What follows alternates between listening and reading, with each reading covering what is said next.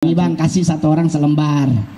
Nih bang, Cina ngerjain Arab sekali-sekali bang. Kasih aja bang, selembar. Untung Anda punya prinsip tamu raja. Oke, ya kasih bang. Iya bang. Ingat, amplop masih di aneh. Iya. Iya juga sih. Oh, pintarnya Arab. Bang Said, Bongol minta tolong boleh nggak bang? Cariin tisu 6 lembar. Buat? Udah cariin aja. Sekali-sekali Cina nyuruh Arab.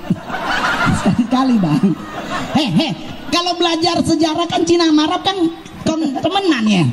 Loh, di Republik Rakyat China yang boleh punya anak lebih dari satu kan orang Arab. Iya kan? Berarti kita kongsian coy. Anda muka doang, gua tahu mah yang bawah belum tentu. Berarti hari ini 25 menit ya. Berarti kedua kali lipat aja bang ya. Kedua. Oke. Susah ya, nggak bisa ketemu Cina sama Arab, susah emang. Sehat, normal, nggak nyaut homo.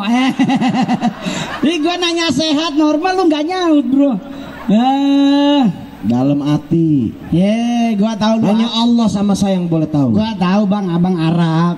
Gua 1000% gua yakin, tapi tetap bahwa pasti made in China ya. Iya, Allah. Ni hao ma. Oh, lu nanya tadi ni hao ma? Ni homo. Oke, terima kasih. Nama saya Mongol. Saya lahir memang dari orang Mongolian. Bapak saya asli orang Mongolian. Mama saya asli orang Manado. Papa saya ganteng, mama saya cantik. Disinilah baru saya tahu bahwa Tuhan suka bercanda. Gue baru tahu ternyata. Lu bayangin mama gue Manado, bapak gue Cina, anak Batak, kan gak lucu coy. Dan kalau nanti jadi gubernur DKI Jakarta, saya minta tolong cuman satu bang, tolong bikin undang-undang khusus orang jelek bang. Karena orang jelek ini tersolimi bang. Saya ke gereja, di gereja hilang HP, semua jemaatnya ngeliatin gue. Gue kadang-kadang mikir apa perlu gue pindah agama kali ya. Tapi gue mikir kalau gue pindah agama, hilang sandal juga pasti gue yang dituduh. Yeah. Apa mungkin gue harus nyembah pohon kali ya. Dan di saat saya lahir dari keluarga seperti ini, saya nanya ke mama. Saya bilang, Mam, kalau mama vermooi itu bahasa Belanda maksudnya cantik. Kalau mama moi, papa fasung, kenapa saya lahirnya jelek? Mama saya baru jujur bahwa ternyata beliau diperkosa. Saya stand up seperti ini di depan presiden, ibu-ibu menteri ribut di belakang, anak kurang ajar. Orang tuanya dibilang begitu. Selesai saya manggung ditanya, Mongol, emang malu gak pernah marah? Gak pernah. Kenapa mama saya gak pernah marah? Karena kami bagi hasil bang.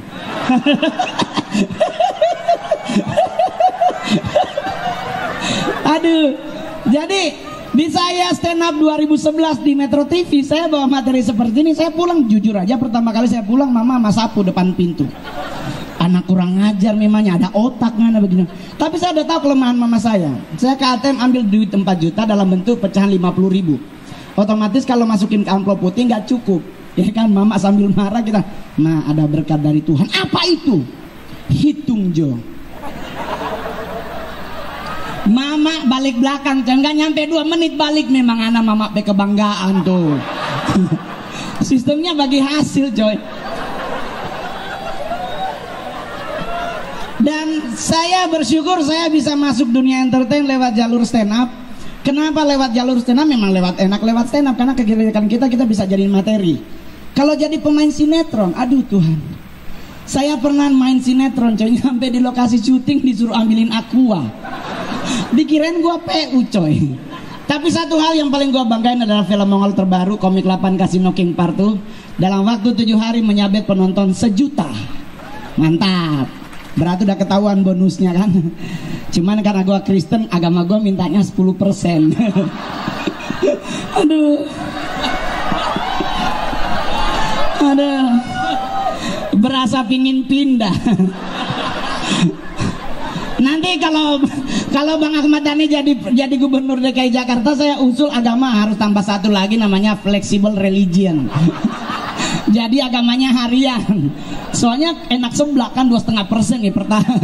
Gereja per bulan yang 1 per tahun. Gua Cina milih yang paling murah. Ntar gua balik lagi gitu. Jadi ya kan, soalnya kan lihat dong, muda, beda, gembira. Anak muda sekarang lagi banyak, cuman memang di Garda Bangsa belum ada stand up komedinya. Penyanyi udah banyak, pemain sinetron udah banyak, stand up gue yang paling jago di Indonesia. Saya stand up di Indonesia per 15 menit 25 juta. Berarti hari ini 25 menit ya. Berarti kedua kali lipat ya bang ya. Kedua. Oke. Susah ya, nggak bisa ketemu Cina sama Arab, susah emang. Tapi saya seorang stand up komedian, saya selalu mengkritisi soal Indonesia. Karena Indonesia ini adalah negara yang sangat kaya. Kita bisa belajar dari banyak sejarah. Kekayaan Indonesia itu nggak ada habisnya sampai sekarang. Kita masih bertengger sebagai 4 negara besar penghasil emas di dunia. Negara kedua penghasil batu bara terbesar di dunia. Negara pertama penghasil timah terbesar di dunia. Negara pertama penghasil ikan tongkol dan tuna terbanyak di dunia. Indonesia negara penghasil cabai kedua terpedas di dunia. Serius. Dan Indonesia negara penghasil cabai termahal di dunia. Itu cabai-cabean. Bawa pulang 300. Lu nyari murah ke Atrium.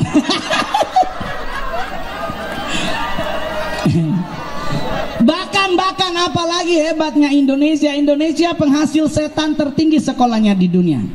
Anda boleh nonton ribuan film horor, tetapi Indonesia ada satu setan yang satu-satunya sarjana di dunia, namanya Suster Ngesot. Karena sebelum jadi setan beliau kuliah di Akademi Keperawatan, berarti Suster Ngesot S1.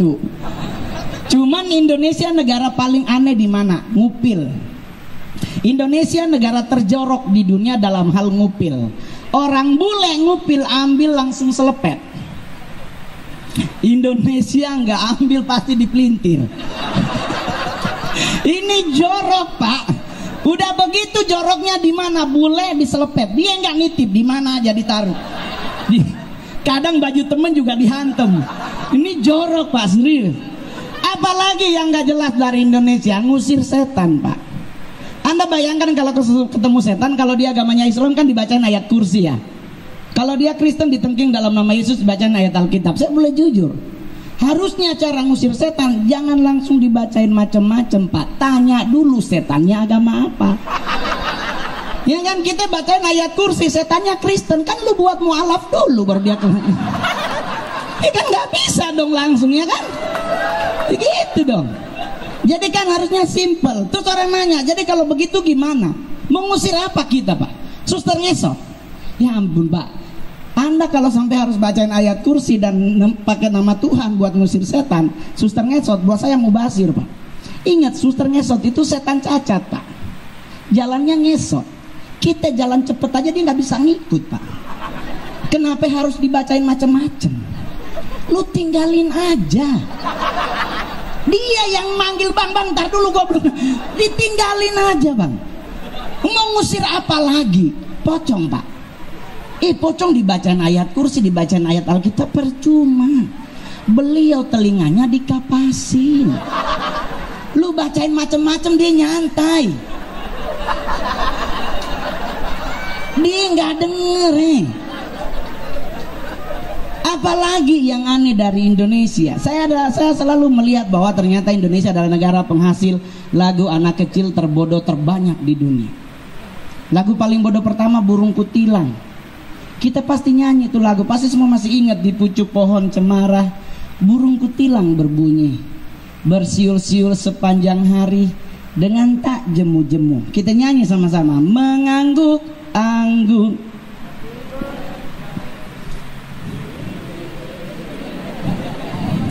Gua beli tuh burung. Gue penasaran sama burung kutilang. Sumpah sampai mati nggak bunyi trilili. Kita dibodohin sama lagu. Sumpah 2 tahun gue pelihara nggak bersiul-siul. Dibilang bersiul sepanjang hari, kapan napasnya tuh burung? Nggak mungkin. Bener, berarti yang bikin yang PA. Apalagi lagu anak kecil yang bodoh, menanam jagung. Kita pasti ingat lagunya, cangkul, cangkul, cangkul yang dalam menanam jagung di kebun kita. Saya udah nanya semua petani di Indonesia bagaimana cara menanam jagung. Ternyata nggak dicangkul pak, pakai tongkat. Lu nyangkul mau nanam jagung apa jenazah bang? Ini kan PA bang. Ada banyak lagu Indonesia yang gak jelas, termasuk satu balonku ada 5. Saya udah nanya sama semua acara, saya selalu nanya balonku ada 5, warna pertama adalah warna apa? Warna apa? Merah.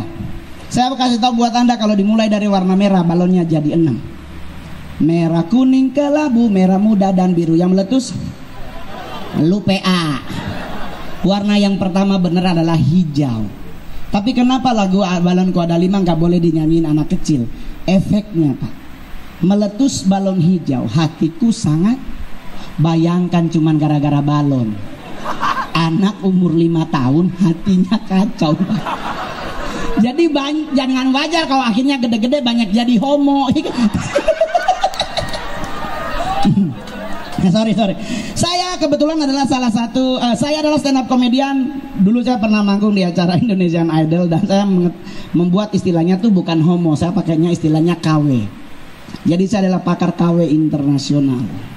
Saya bisa tahu mana cowok normal, mana tidak, cuman dengan banyak hal. Cowok normal itu kalau gerah dia simple, narik baju. Panas. Ini pasti normal. Tapi bagaimana kalau KW pakai tangan?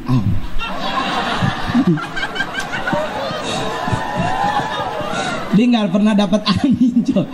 Cowok normal buat pipis juga sama dengan cowok, beda dengan cowok yang kan normal. Kalau cowok normal itu pipis ada 2 ekspresi, ya kan? Namanya satu dongok style. Ya pipis kan buka baju, mukanya begini. Ada yang ekspresionis style, buka. Ada. Tapi kalau nggak normal bagaimana pipisnya sama, buka kaki, keluarin lehernya ke belakang.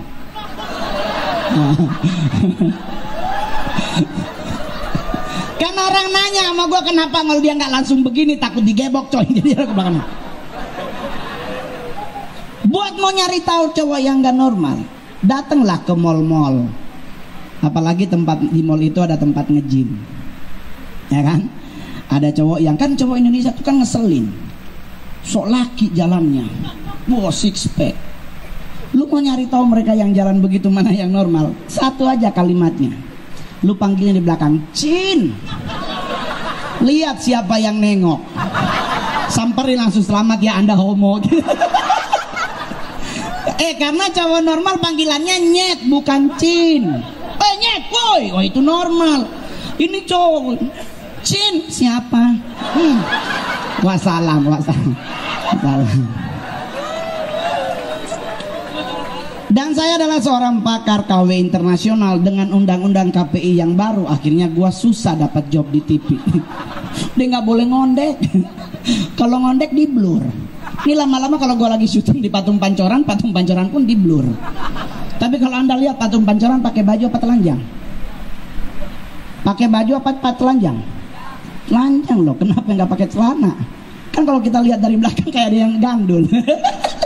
Dan di mana letak nggak normalnya? Nunjuknya Pak. Cowok normal artinya nunjuk begini. Kenapa harus 5-5-nya dibuka? Terus jari keringkingnya lebih tinggi lagi, kan yang ngetril. Iya kan begitu. Nah sama juga kayak bundaran HI kan begitu. Coba lihat cara berdirinya, nggak laki-lakinya. Cewek berdiri enak, cowoknya jinjit. Cowok normal kagak jinjit bos. Terus mau ngapain? Ini kayaknya dancer dulu. Patung di mana lagi yang nggak normal? No, dekat Ratu Plaza patung pemuda. Cowok normal kalau ngangkat barang kan dia begini. Kenapa dia pantatnya doyong? Kenanya harus begini. Pasti nggak normal. Udah begitu nggak pakai celana lagi. Dan telanjang pantatnya. Kemana pantatnya? Ke Blok M. Jadi lu jangan kaget kalau di Blok M banyak ngondek. Ya kan? Dan saya adalah stand up comedian. Saya jujur, saya beragama Kristen. Saya belum pernah dimarahin oleh KPI. Tapi saya paling sering dimarahin oleh gereja. Saya udah pernah 2 kali disidang bahkan. Cuman gara-gara materi sepele. Anda boleh cari di YouTube, nggak diblokir. Karena saya ngomong begini di salah satu acara, bahwa sekarang saya sebagai orang Kristen saya suka sakit hati kalau ke gereja. Kenapa saya sakit hati? Karena saya kalau ke gereja saya dengar pendeta doanya nakut-nakutin. Anda yang agama Kristen pasti doa yang menakutin Anda tahu. Selalu minta Tuhan suruh datang. Tuhan, hadirlah di tempat ini. Goblok dia manggil. Lu panggil dia datang kiamat, oneng. Lu tolol, jangan dipanggil. Iya kan? Loh, agama Islam juga ngomong kan Isa Al-Masih Imam Mahdi datang selesai, nah gereja manggil Tuhan hadirlah, gua pulang, goblok, nakut-nakutin. Ih, pendetanya PA sumpah. Jangan dipanggil, bos. Lu kirain Tuhan kita teh celup naik turun bukan. Santai coy. Aneh kan? Sorry, saya waktunya cuma berapa bang? Masih ada berapa jam lagi? 30 menit. Tuhan Yesus, gue pindah agama di sini. Jadi saya kalau stand up kemana-mana ya saya santai. Saya kalau dimarahin gereja gue ajak ribut. Saya pas di sidang pendetanya yang paling muda umur 69. Gue nggak bisa bantah, gue nunduk di sidang. Anda pikir gue malu? Takut enggak gue nunggu lu salah ngomong? Bener dia nggak salah ngomong. Pak Mongol tidak menghargai pekerjaan kami. Kami begini-begini biji mata Allah. Ya gue langsung nanya, gue bijinya siapa pak? Pendetanya langsung balik belakang ketawa, goblok nih anak ibu. Lah kan gue udah terkenal Mongol stres. Anda coba cari di YouTube kayak saya kalau stand up selalu kacamata di mana? Di sini kan. Anda tahu kenapa? Karena sorry mata gue nggak minus, yang minus otak gue. Jadi santai. Ya kan? Yang penting buat Bang Ahmad Dhani selamat bertarung jadi DKI 1. Semoga DKI Jakarta dapat gubernur yang keren dan yang bisa menghargai para seniman. Iya dong bang, ya kan? Iya. Coy kayak gua nih, aduh Tuhan. Gua kadang-kadang suka sakit hati coy. Gua ke Beijing, gua disambut. Tapi gua di Manado dicewekin. Kesiawaro turun orang ribut dempet. Gue coy cuma diliatin, oh dia. Oh jelek ya. Ih, gue kadang-kadang pengen pindah provinsi, sumpah. Apalagi yang hebat. Yang hebat tuh tari-tariannya. Anda tahu tari-tari Indonesia, tari yang terbanyak di dunia? Dari Aceh terkenal tari apa bang? Tari saman, pakai jilbab, tertutup coy. Turun Sumatera Utara makin putus bajunya. Ya kan, masuk Palembang makin habis. Oh, masuk Karawang Jawa Barat ketek hilang. Oh, masuk Pulau Bali dada habis. Masuk Manado, habis. Papua terakhir. Soalnya pakai baju.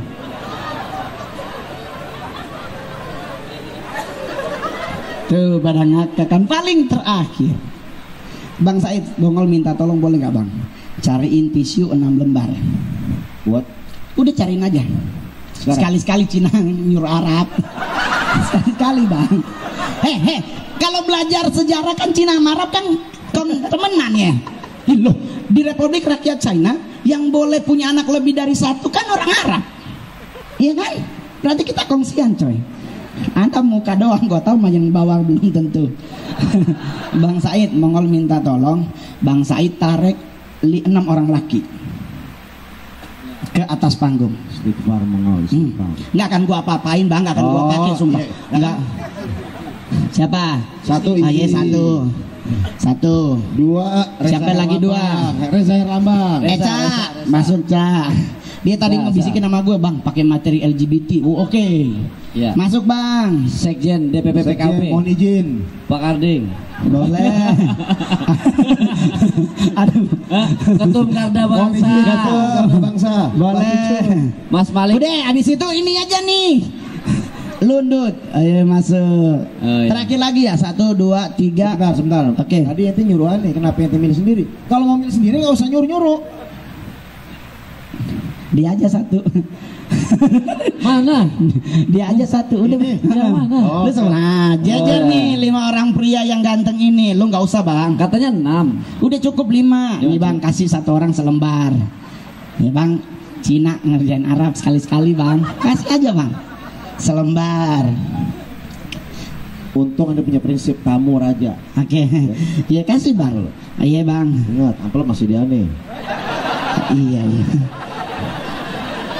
Iya juga sih. Oh, pinternya Arab. Oke.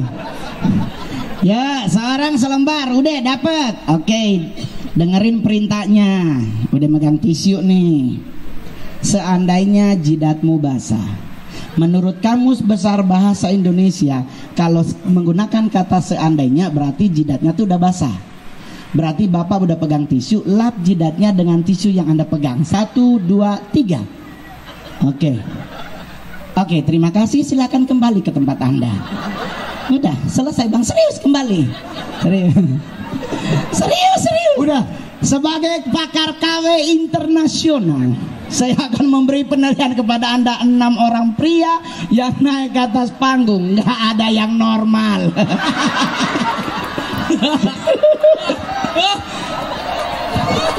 Anda tahu kenapa? Karena cowok normal nggak pernah pakai tisu.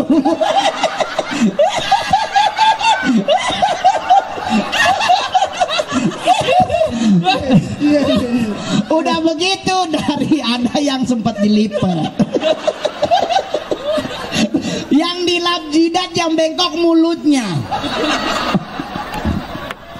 Itu nggak normal coy.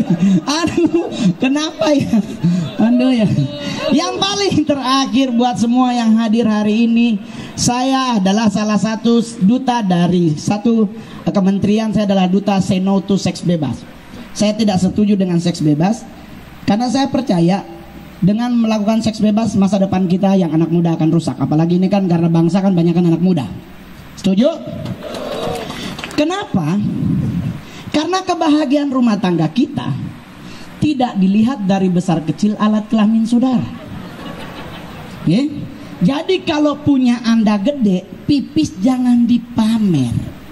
Ada orang pipis kalau punya dia gede, ya ampun dia dari sini coy. Kita yang kecil sampai dempet coy. Nggak usah dipamer Pak. Sebesar apapun milik Anda belum tentu mengalahkan punya gajah. Gua pernah lihat gajah pipis, gua teriak goblok anaconda. Jatuh terurai bulutok, wih ganti, gede banget. Dan saya cari di Google, ternyata gajah alat kelaminnya 48,96 cm. Kuda, gua lihat di film Miyabi bang. Keselak. Sensor. Tapi ini nggak porno. Kalau Anda anggap ini materi porno berarti Anda salah. Tapi ini pengajaran buat Anda. Anda lihat punya gajah, punya onta coy bu. Onta 58,12 dengan diameter 7,1. Tapi maaf, beribu-ribu maaf. Coba Anda cek, gajah beranak paling tinggi 2. Kalau dia beranak 2 biasanya betinanya meninggal. Kuda beranak bisa sampai 5, tetapi yang normal cuma 2, yang 3 pasti cacat. Onta anaknya 1. Coba Anda bandingkan dengan tikus. Udah tahu tikus coy, dipotong ekor tinggal segini. Anda bisa bayangkan alat kelaminnya? Ada di Google kayak paku payung dipotong 7. Tapi Anda tahu tikus anaknya berapa? 21 sekali beranak. Orang bilang, oh masa diusamain sama binatang? Oke, kita ke manusia. Arab dan Rusia. Maaf ya. Udah habis. Makasih Bang. Bentar dulu Bang, belum selesai. Udah habis. Oh bang, abang duduk, jangan sampai gua pakai Bang. Abang duduk Bang. Arab dan Rusia adalah negara terbesar alat kelamin di dunia. Tetapi maaf, beribu-ribu maaf, penduduk terbanyak di dunia yang megang Republik Rakyat China. Jadi materi ini intinya adalah bukan porno, tetapi kebahagiaan rumah tangga kita tidak dilihat dari besar kecil alat kelamin kita, tetapi dilihat dari mana kita menghargai pasangan kita. Ketahuan yang tepuk tangan kecil.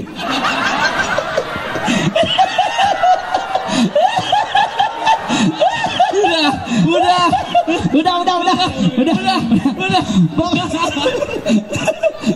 Banyak banget yang tepuk tangan. Berarti sebenarnya ketahuan. Habib juga tepuk tangan. Bukan, aneh boleh jujur, aneh cuma aneh kecil 2 cm dari tanah. Ya, terima kasih, saya Mongo. Selamat malam. Terima kasih Mongo.